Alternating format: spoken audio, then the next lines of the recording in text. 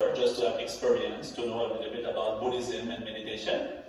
And I share with the kids. I ask them also, do you know Buddha? Who is Buddha? Do you know meditation? So many kids, they say, yes, I know. So I ask, what is that? They say, okay, you cross your legs like that, and you put your finger like that, and you close your eyes, you say, oh.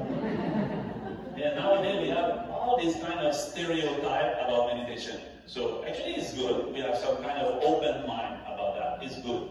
But exactly Buddha's teaching now in the West is not too much widespread, you know. Some people still believe that Buddhist looks like we have religious belief, we go to the temple, we pray, that's it. It's not like that actually.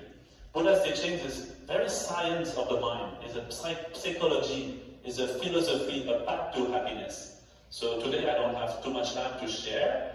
In the monastery where my teachers study, they study for 20 years. There are 20 years of education. They have a text, they read, they debate, also discussion and debate, you know, question, answer, like that. So it's very deep. Today I just share a little bit like introduction to this teaching. But if we can all condense the meaning of this Buddhist philosophy, we can all include into 3 simple ideas. So one idea is the goal. What is the goal of the Buddhist teachings? Why Buddha gave so many teachings? Only for one goal. This goal, happiness. We have one objective in the Buddhist teaching, happiness. So also anyway, if I ask you, what is your goal in life? What do you look for in life?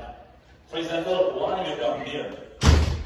I don't think nobody come here and say, oh, I'm looking this afternoon, which kind of activity more problematic and will